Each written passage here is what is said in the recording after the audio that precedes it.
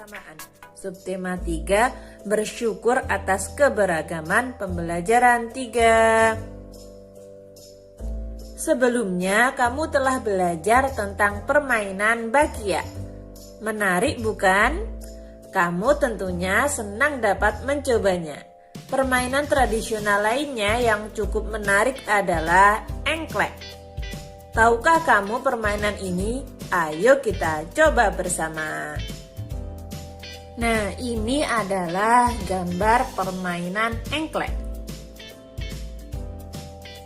Pernahkah kamu bermain engklek? Permainan ini adalah permainan tradisional yang sangat banyak dimainkan oleh anak-anak di Indonesia. Engklek merupakan permainan lompat pada bidang datar yang digambar di atas tanah. Permainan engklek biasa dimainkan oleh 2-5 orang. Mau tahu cara mainnya? Oke, simak berikut ini. Permainan engklek. Jumlah pemain 2-5 orang. Peralatan gacuk atau pecahan genting. Kapur atau tepung untuk garis batas. Cara bermain. Lompatlah dengan menggunakan satu kaki di setiap petak-petak yang telah digambar. Siapkan gacuk sebelum bermain. Lemparkan gacuk ke salah satu petak.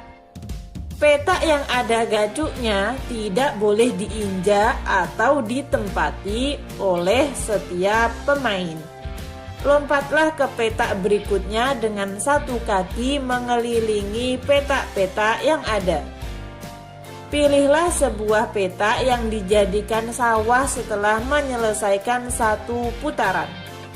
Petak itu boleh diinjak dengan 2 kaki. Pemain lainnya tidak boleh menginjak petak itu selama permainan. Dan yang terakhir, pemain yang memiliki sawah yang paling banyak adalah pemenangnya. Permainan engklek memerlukan keterampilan lokomotor, yaitu kemampuan untuk melakukan gerak anggota tubuh sehingga seluruh tubuh berpindah tempat. Keterampilan lokomotor sangat penting untuk mengukur kemampuan motorikmu. Beberapa keterampilan lokomotor dasar yang perlu kamu kuasai. Yang pertama berjalan, yang kedua berlari, dan yang terakhir melompat. Selain permainan engklek, bangsa Indonesia juga mempunyai banyak permainan yang diwariskan secara turun-temurun.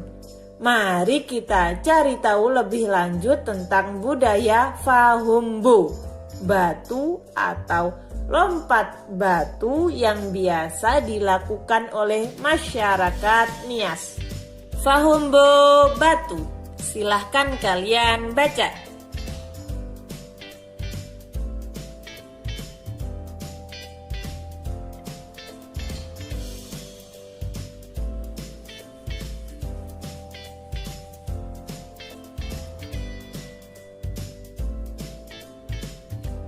Nah, setelah kalian baca, coba cari gagasan pokok dan gagasan pendukung pada setiap paragraf. Masih ingatkah kalian apa itu gagasan pokok dan apa itu gagasan pendukung? Gagasan pokok adalah ide utama yang dibahas dalam suatu bacaan, bisa berupa kalimat inti atau pokok paragraf. Sedangkan gagasan pendukung adalah uraian atau tambahan informasi untuk gagasan pokok. Mari kita coba cari gagasan pokok dan gagasan pendukung pada paragraf 1. Tradisional lompat batu berasal dari suku Nias. Suku Nias berasal dari Pulau Nias yang terletak di sebelah barat Pulau Sumatera. Lompat batu atau yang dikenal dengan nama Fahumbo batu merupakan ciri khas masyarakat Nias. Pada kalimat tradisi lompat batu berasal dari suku Nias, itu adalah gagasan pokok. Sedangkan kalimat suku Nias berasal dari Pulau Nias yang terletak di sebelah barat Pulau Sumatera hingga akhir itu adalah gagasan pendukung. Dapat kita lihat bahwa gagasan pendukung yang berupa suku Nias berasal dari Pulau Nias yang terletak di sebelah barat Pulau Sumatera hingga akhir itu adalah penjabaran atau penjelasan dari kalimat tradisional lompat batu berasal dari suku Nias. Selanjutnya, sungguh kaya budaya Indonesia. Sebagai anak Indonesia, kita harus bersyukur dengan kekayaan ini. Kita dapat mencicipi makanan beragam, bermain permainan tradisional yang berbeda, dan tentunya mengenal kebiasaan-kebiasaan berbeda. Banyak hal yang kita bisa pelajari dari keanekaragaman itu. Pernahkah kamu mencoba berteriak di lapangan? Apa yang terjadi? Bandingkan juga ketika kamu berteriak di kamar mandi. Apa perbedaannya? Kita akan cari tahu tentang hal itu. Sebelum cari tahu, kita akan membaca berikut ini. Kita bisa menemui gendang di banyak wilayah di Indonesia. Pernahkah kamu memperhatikan bagaimana bunyi pada gendang? Gendang dapat berbunyi jika kulit gendang dipukul. Saat dipukul, kulit gendang bergetar. Getaran ini menghasilkan bunyi. Bunyi tersebut masuk ke sebuah rongga yang terdapat di bawah kulit. Bentuk rongga mempengaruhi bunyi yang dihasilkan. Makin kecil dan panjang rongga pada gendang, makin nyaring bunyi yang dihasilkan. Sebuah kelereng kita lempar ke dinding yang keras akan mengalami pantulan. Demikian juga dengan bunyi. Di sini saya punya tembok dan ada, anggap saja itu bola atau kelereng ya. Ketika kita lempar ke tembok, apa yang akan terjadi? Mari kita coba. Bolanya kita lempar, ya, dan ternyata memantul. Bunyi juga dapat memantul jika dalam perambatannya dihalangi oleh benda yang permukaannya keras, seperti kayu, kaca, dinding, dan besi. Macam-macam bunyi pantul. Yang pertama ada keredam.